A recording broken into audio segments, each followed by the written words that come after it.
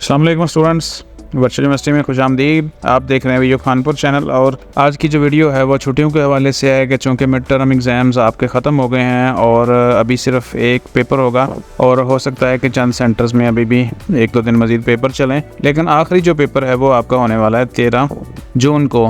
तो उसके बाद ईद भी है और यकीनन स्टूडेंट्स को इस चीज़ का इंतज़ार होगा कि छुट्टियां कितनी होंगी। चलें इस वीडियो में हम आपको बताएंगे कि छुट्टियां आपके पास एक्चुअली हैं कितनी। उससे पहले वीडियो को लाइक कीजिए, शेयर कीजिए और साथ में अगर अभी तक सब्सक्राइब नहीं किया तो सब्सक्राइब कर लें, बेल आइकॉन को भी प्रेस कर लें ताकि इस तरह की वीडियोस आप तक आती रहें। तो जो बाकायदा से छुट्टियाँ हैं अगर हम इनको देखें तो सबसे पहले तो हमें जाना होगा कैलेंडर के ऊपर।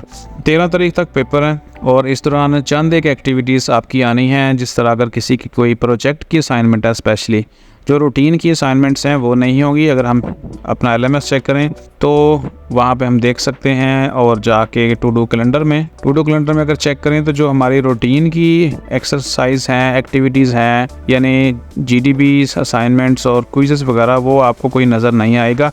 लेकिन ऐसे स्टूडेंट्स जिनका कोई प्रोजेक्ट चल रहा है, प्रोजेक्ट वालों की असाइनमेंट्स या कोई बड़ी मेजर असाइनमेंट्स वो आपकी इन्हीं डेट्स के अंदर लाजमी होगी। वो आपने उसी डेट के हवाले से उसको पूरा भी करना है, यानी 13 तक और 14 भी उसमें शामिल है, 15 भी शामिल है। आपको पता है कि जो ईद की छुट्टियां शुरू होनी हैं वो होंगी जाके 17, 18 और 19 को बाकायदा से जो प्रॉपरली छुट्टियां हैं ईद की।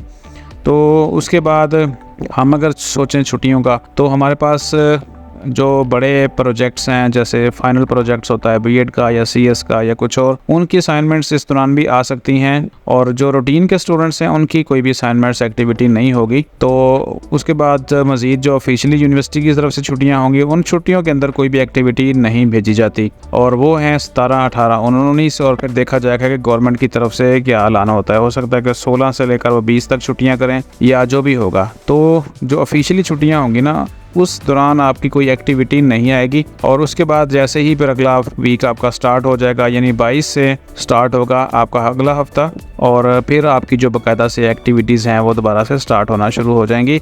तो यूँ समझ लो कि कुल मिलाकर कोई बड़ी इसमें छुट्टियाँ नहीं हैं कि सारे जो हैं स्टूडेंट्स वो बिल्कुल अपना LMS चेक ना करें। जिनका कोई प्रोजेक्ट नहीं है और रूटीन के स्टूडेंट्स हैं उनके लिए तो कोई भी इसमें एक्टिविटी नहीं आएगी, लेकिन प्रोजेक्ट वालों की एक्टिविटीज़ इसमें चलती रहेंगी सिवाय ईद की छुट्टियों के।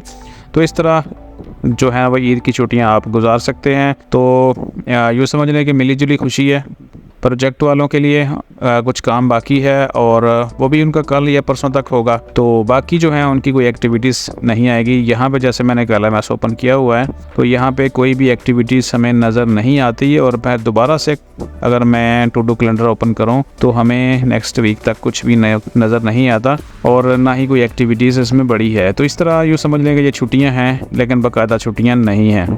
तो आपने अपना LMS चेक कर लेना है गाहे बगाहे, और अगर कोई इसमें कोई ऐसी चीज़ नज़र आती है तो आप लाजमी इसको करें। और उसके बाद फिर जैसे ईद ख़त्म होगी, ईद वाला हफ़्ता ख़त्म होगा, यानी जो कमिंग वीक है, उसके बाद फिर बाकायदा से एक्टिविटीज़ शुरू हो जाएंगी। और फिर एज़ ऑन जिस तरह मिड के बाद मिड से पहले आपकी एक्टिविटीज़ थी वो सारी चली हैं, वो भी चलेंगी। और फिर आप इंशाल्लाह फ़ाइनल की तरफ जाएंगे और फ़ाइनल भी बहुत जल्द आ जाएगा। तो होपफुली ये छुट्टियों के हवाले से कुछ चीज़ थी जो मैंने आपके साथ शेयर कर दी है। अगली वीडियो हम शेयर करेंगे आपके साथ कि मिड टर्म जो एग्ज़ाम्स है उसमें कितना रिज़ल्ट आएगा और वो कब आएगा, यानी कितने नंबर आएंगे।